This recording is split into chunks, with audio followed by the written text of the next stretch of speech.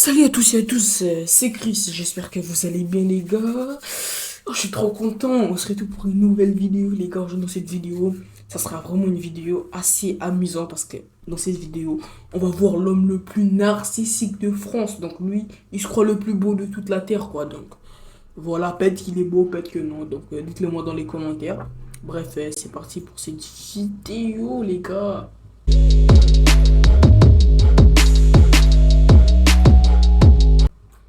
Voilà, on va directement commencer.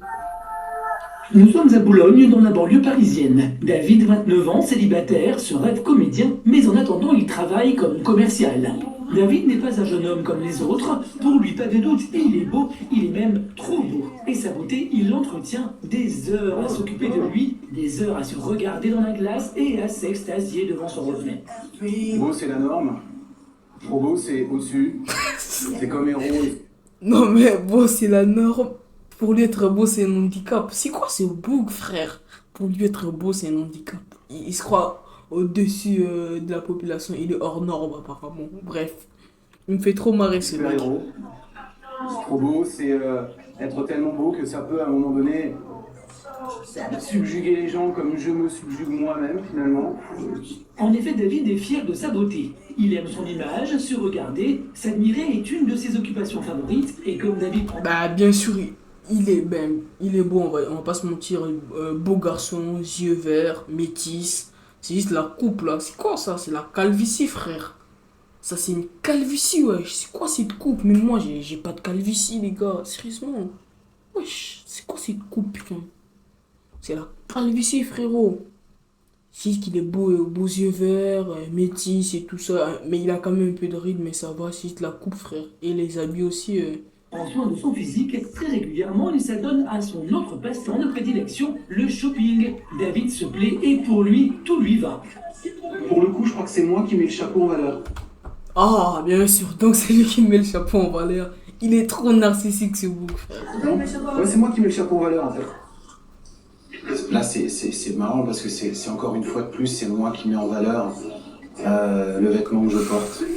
Je commence à me demander si je devrais pas être mannequin, moi, finalement. Bah oui, il peut être mannequin, oui, il peut être. S'il fait un peu de la muscu et tout ça, donc vraiment, il change de coupe. Mais vraiment, il va être très beau mannequin, mais bref. David ne choisit jamais ses tenues au hasard. Chaque vêtement est censé mettre en valeur son corps dont il est très fier.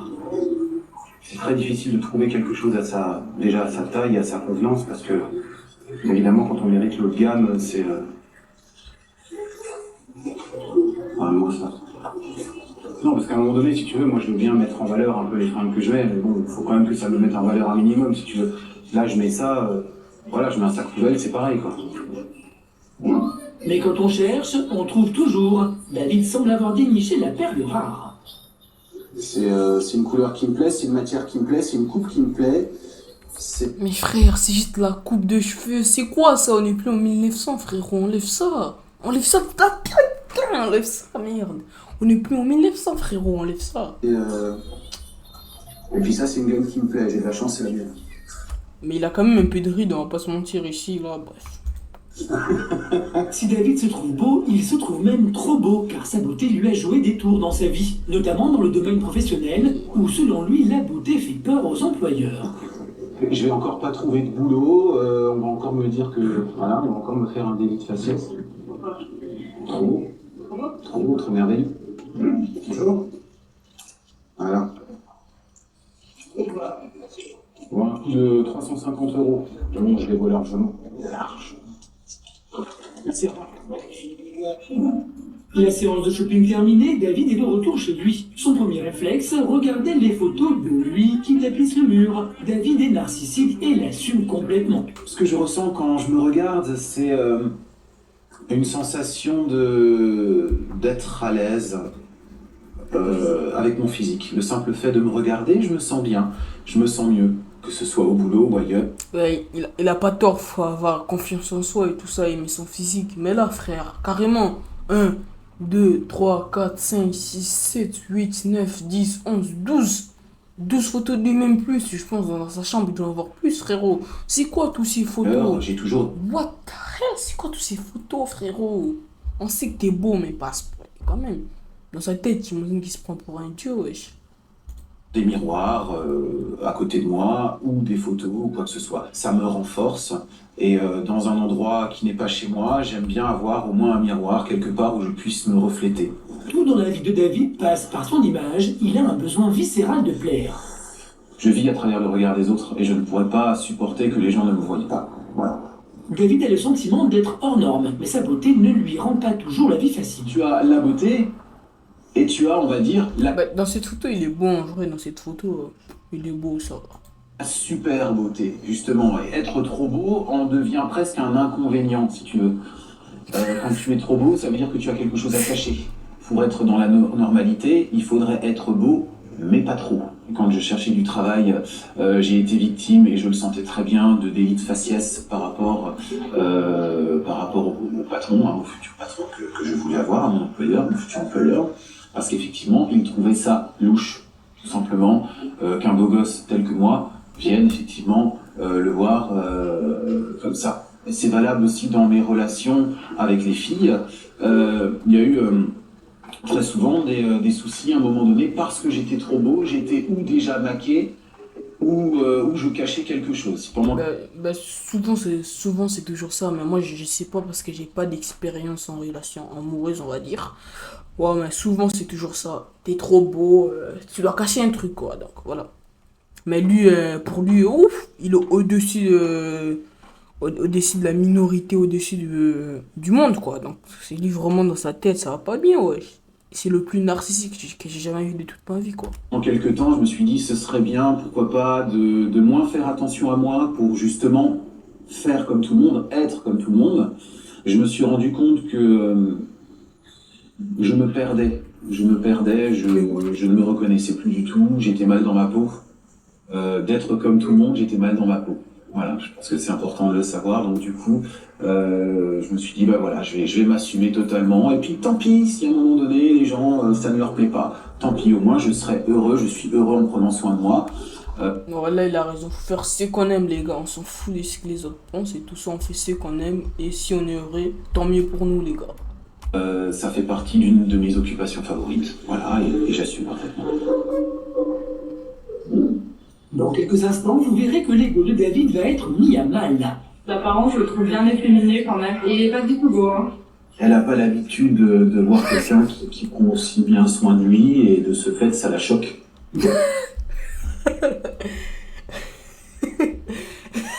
Là, maintenant, les gars, il a la haine parce qu'il y a des gens qui disent qu'il est pas du tout beau et tout ça. Mais lui, au début de la vidéo, il dit qu'il s'en fout de ce que les autres pensent, non? Mais là, il est contrarié, quoi. Là, il a un peu la haine, là, parce qu'au début de la vidéo, le bouc, il dit qu'il s'en fout de ce que les autres pensent. Tant qu'il est heureux, il est sur le même moi, ça le va. Ah, tant mieux, bref. Mais là, on arrive à la vidéo, frérot. Tu deviens tout d'un coup contrarié. Tu deviens tout d'un coup. Bah, tu deviens en colère, quoi, parce que là, tu dis que tu t'en fous de la vie des autres, mais là, tu t'énerves. Donc, ça veut dire que la vie des autres compte finalement. Donc, ferme ta gueule, retourne à la David, qui est totalement narcissique, arrivera-t-il à être moins centré sur lui-même pour s'ouvrir enfin aux autres? À Boulogne, dans la région parisienne, on retrouve notre trop beau David. Comme tous les jours, David ne déjeune pas avec ses collègues, il préfère rentrer chez lui pour s'occuper de lui. S'occuper de lui est une vraie obsession. Bah, c'est une passion finalement de prendre soin de moi, donc dès que j'ai un petit moment, de toute façon, je le fais. Voilà. Une fois prêt, David passe de longues minutes à se contempler. Encore une fois, se regarder dans la glace est son occupation préférée. David est très sûr de lui, pour lui pas de doute, sa personnalité colle à son physique extraordinaire. Il n'est pas comme tout le monde et en est fier. C'est me rend extraordinaire.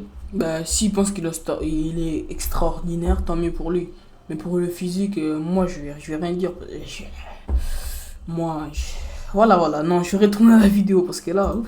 C'est aussi qui je suis. David n'a aucun doute sur le pouvoir de séduction qu'il opère sur les autres. Il aime plaire et pense qu'il exerce un attrait immédiat. Quand je regarde une personne, l'idée c'est de charmer cette personne, immédiatement et instantanément. Voilà. C'est très rare que j'ai du mal. Mais Bouk, frérot, t'as 1000 photos de toi chez toi. C'est quoi ça? J'ai jamais vu quelque chose comme ça. Ça va péter, les gars, ça va péter là, vous allez voir. justement à charmer une personne. Voilà.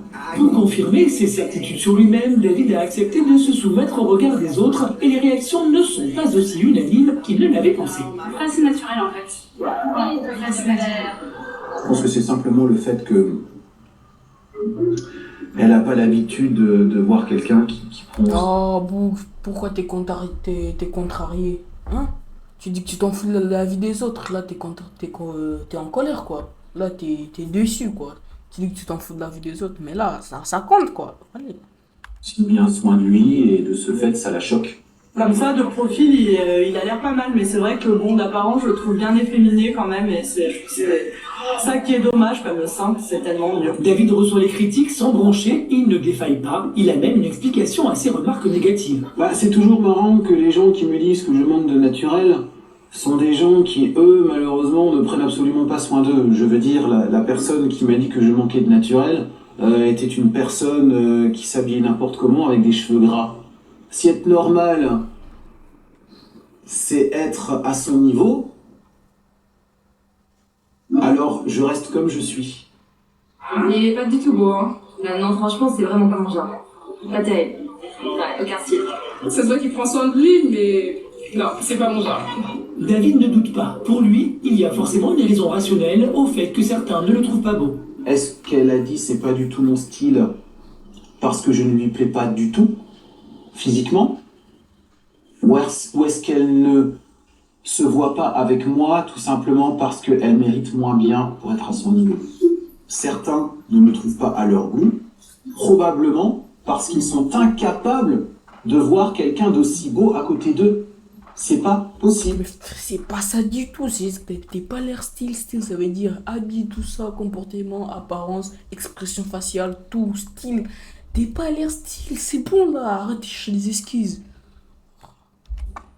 Il a un beau visage, il a des beaux yeux, il a des beaux traits, là il est souriant en plus. Heureusement pour David, l'honneur est sauf, il a le droit à quelques compliments. Je le trouve plutôt tendance, après, je ne trouve pas le terrible non plus, quoi. Quand on est très beau, on a tendance à briller tellement fort qu'on en fait mal aux yeux. Donc automatiquement, les gens se détournent. Préfèrent ne pas regarder la lumière, préfèrent regarder autre chose, préfèrent regarder une pauvre petite lampe de poche, une petite bougie à 2 euros. Préfèrent aller vers cette solution parce que c'est plus facile à regarder. Toujours aussi sûr de lui, David ne faiblit pas devant tous ses détracteurs. Son assurance, c'est même pour lui une force. Si l'humanité entière, si on faisait un micro-trottoir sur l'humanité entière, et que les 7 milliards de personnes sur cette planète disaient « David, on te trouve moche, mais laid », il n'y aurait encore aucun doute dans mon esprit, et c'est ce qui fait ma force. Il est fou le mec. Il est fou, wesh. 7 milliards de personnes disent t'es moche, t'es laid. Pour lui, non, il s'en fout. Mais non, frérot. Non, c'est pas ça du tout, frérot. 7 milliards, tu sais pas, 7 milliards, ça, c'est combien, voilà. Parce que ça en aurait anéanti beaucoup. Pour moi, ça ne m'anéantit pas, au contraire, ça me renforce. J'arrive à tirer parti du négatif, mais c'est comme ça qu'on avance dans la vie. Pour se ressourcer, David a toujours la solution. Un petit passage devant la glace. On est différents, donc on est mis en quarantaine. C'est juste le front, frérot. Le front. Frérot, c'est quoi cette coupe qui rentre là, qui sort là, qui fait ça, frérot? Le front aussi. Je suis plus ou moins en quarantaine, mais cette quarantaine-là ne va pas être éternelle. Je devrais peut-être d'ailleurs jouer un rôle, parfois. Ça me permettrait peut-être d'avoir plus d'amis, peut-être d'avoir plus de connaissances, peut-être de m'insérer. Mais oui, arrête d'être narcissique. La solution, c'est arrête d'être narcissique comme ça, c'est tout, ça passe. Un peu mieux dans la société, oui. Jouer un rôle, ce serait jouer une personne lambda, mais jouer ce rôle-là, ce serait un petit peu comme déguiser une Ferrari en 2 chevaux. David est bien conscient que son assurance et son estime de lui, ainsi que sa beauté, l'isolent un peu plus chaque jour. Il pense que son physique avantageux ne peut que susciter envie et admiration. Je suis très beau et même trop beau pour beaucoup de gens aujourd'hui. Trop beau. Trop beau. Vous verrez que se croire beau ne suffit pas toujours. Bon bah t'y crois, tant mieux. David va-t-il réussir à trouver les clés pour briser son isolement et enfin s'ouvrir au monde extérieur? À Boulogne, on retrouve David. Aujourd'hui, notre trop beau a rendez-vous avec une bouqueuse d'agence de mannequins. David est persuadé d'avoir sa chance. Va-t-il être conforté dans cette certitude? Marilyn, la responsable de l'agence, le reçoit et très vite, le jeune homme se montre trop sûr de lui. J'ai fait pas mal de photos, donc je suis quand même très photogénique. D'accord. Donc j'ai déjà ça et je pense que c'est l'arme qu'il faut, au moins ça pour être quelqu'un. Déjà, de dire que tu es photogénique, je sais pas, ça vient de toi ou ça vient de professionnels qui sont dit que t'es photogénique? Photographe. Ah, les photographes ont dit que c'est photogénique. Très vite, Marilyn émet des doutes, mais David, lui, insiste. C'est pas une question, je veux dire, de physique, j'ai pas un nez crochu, j'ai pas, je veux dire, physiquement, je peux potentiellement correspondre. Je suis pas sûre. D'accord. Je suis pas sûre. Ok. Mais bon, encore une fois, tu c'est pas... sais, on peut être très très beau, on peut même être trop beau, sans pour autant effectivement être mannequin. C'est ce que j'ai dit. Voilà. Mais en même temps, tu sais, être trop beau, c'est super subjectif. Bon, tu sais, en même temps, je veux dire, dans la rue, vis-à-vis de moi, tout le monde a les mêmes goûts. Donc ça, c'est intéressant. Ouais, Bah vas-y, explique-moi, ça m'intéresse. Je suis très beau et même trop beau pour beaucoup de gens aujourd'hui. Trop beau, Trop beau. Trop beau parce que ça... énorme, ça. Bah ouais, c'est pas mal, hein.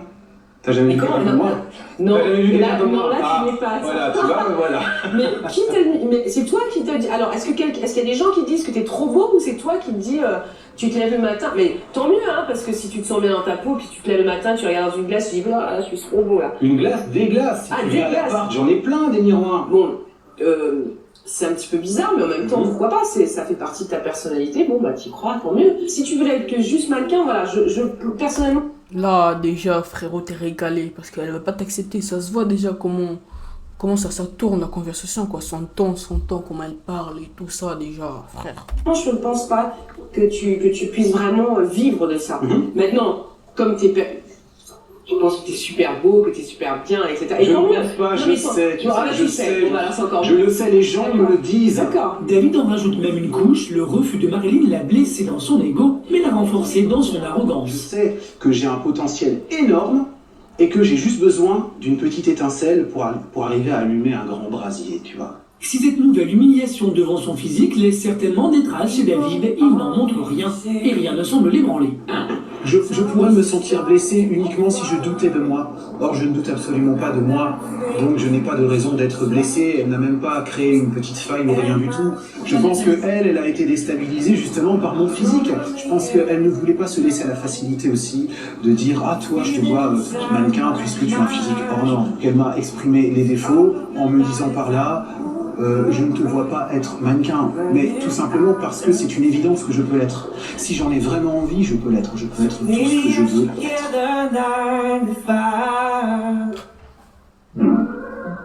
David a maintenant rendez-vous avec Fabrice, un de ses rares amis. Il y a peu de personnes dans l'entourage de David. Sa beauté, encore une fois d'après lui, rend les rapports difficiles avec les hommes. Ils sont souvent jaloux de l'effet que David fait sur les femmes notamment. J'ai pensé à tout, il manque juste le tapis rouge. Hein.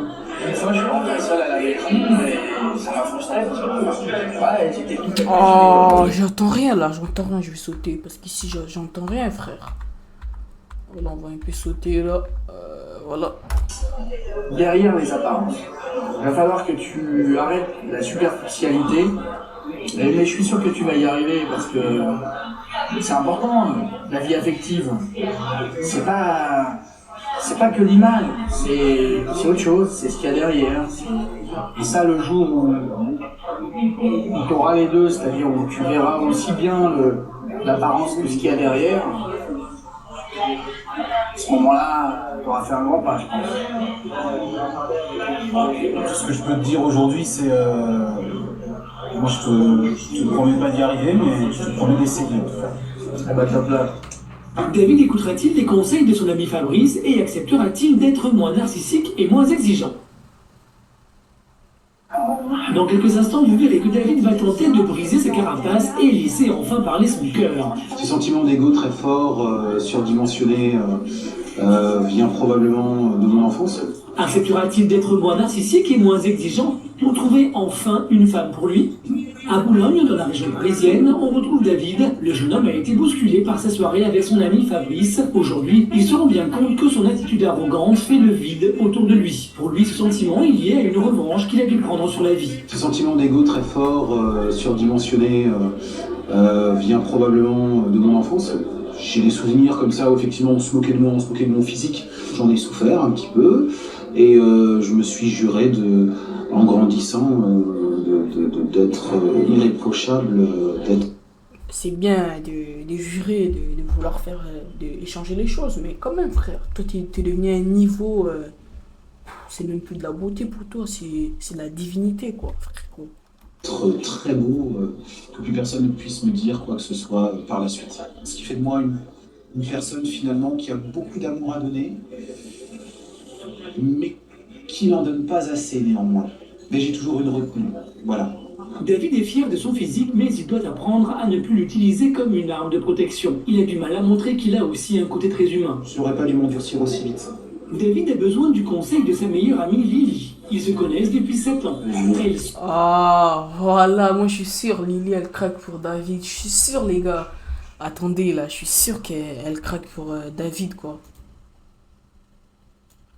Wesh, moi je suis sûr qu'Emily, elle craque pour David, les gars. C'est juste mon conseil et tout ça, donc je suis sûr qu'Emily, elle craque pour David. C'est sûr, les gars, regarde comment elle la serre, frère. Carrément. Regarde comment elle la serre dans ses bras, là, frérot. Seul connaît son vrai visage. Lily tente d'expliquer à David que ce qu'il... Oh, regarde, frérot. Et pourquoi il les laisse faire comme ça, frère? Elle se laisse faire aussi. isole des autres, c'est l'image trop sûre de lui qu'il dégage, et non parce qu'il est trop beau.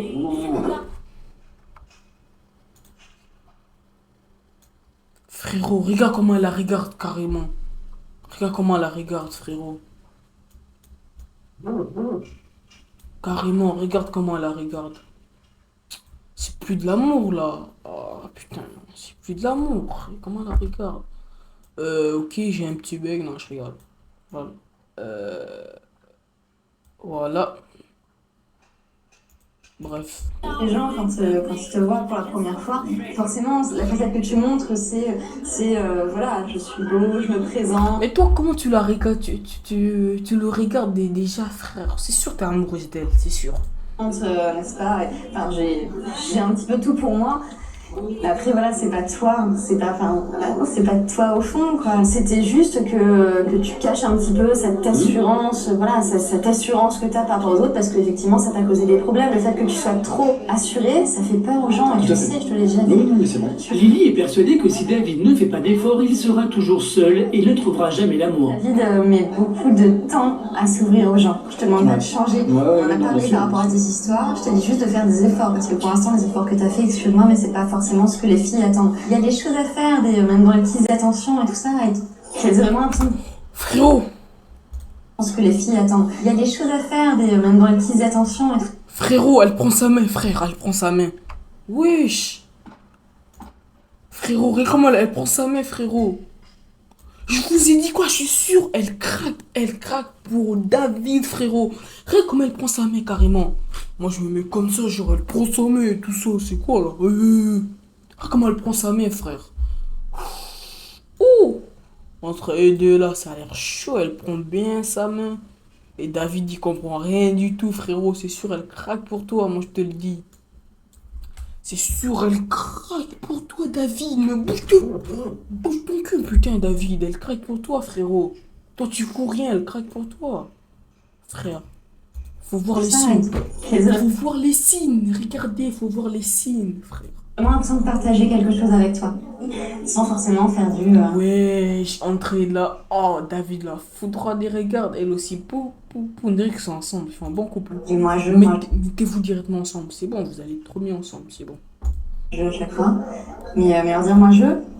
Et toi? David est touché par les conseils de son amie Lily. Même si la jeune fille ne s'est pas montrée forcément tendre avec lui, cette remise en cause lui semble salutaire et va lui permettre d'avancer. Ça me fait du bien de l'entendre parce que je sais que c'est la vérité, il n'y a que elle qui me le dit. Ça me fait du bien qu'on me dise ces choses-là, ça me fait aussi du bien quand, à la limite, on me dit l'inverse de ce que je pense de moi. C'est bien aussi, j'ai besoin de gens qui me mettent les pieds sur terre aussi, je dirais, dans la vie. Parce que moi je décolle toujours très très haut. Et maintenant, essayer et y arriver, c'est pas la même chose du tout. Et j'ai encore beaucoup de mal. C'est très difficile de me libérer de cette carapace. Mais je le sais, hein, j'en suis conscient. David s'est remis en cause. Oh ils vont trop bien ensemble, frère. Ils vont trop bien ensemble. Mettez-vous ensemble, les gars. Il a su écouter les conseils bienveillants de ses amis et même prendre en compte les critiques qu'il a reçues sur son physique. Pour autant, le jeune homme reste imbu de sa personne. Je n'ai jamais eu aucun doute sur mon physique, en tout cas pas depuis ces 10 dernières années. Ça ne changera jamais. Je n'ai aucun doute sur mon avenir.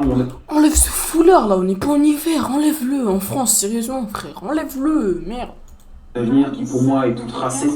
Je sais très bien ce que je veux devenir, qui je veux devenir. Voilà. Je pense que j'ai à trouver un équilibre que j'ai pas encore. Je pense que je vais le trouver. Il faut que je trouve une femme qui me comprenne, qui soit suffisamment patiente pour arriver à me faire évoluer, mais progressivement et pas trop vite.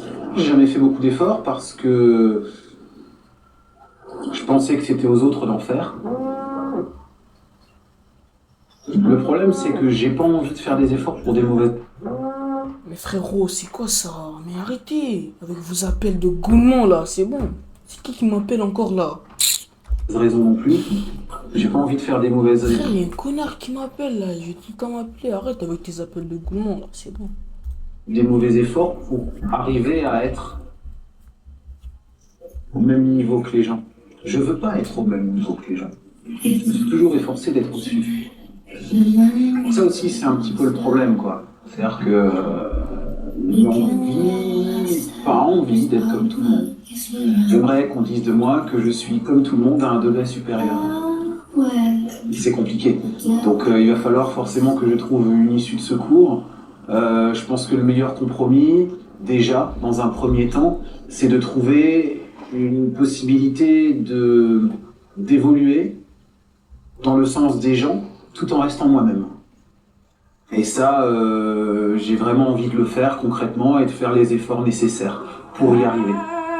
Le chemin que va suivre David est encore plein d'incertitudes, mais il semble vouloir suivre une route qui le mènera vers un avenir meilleur.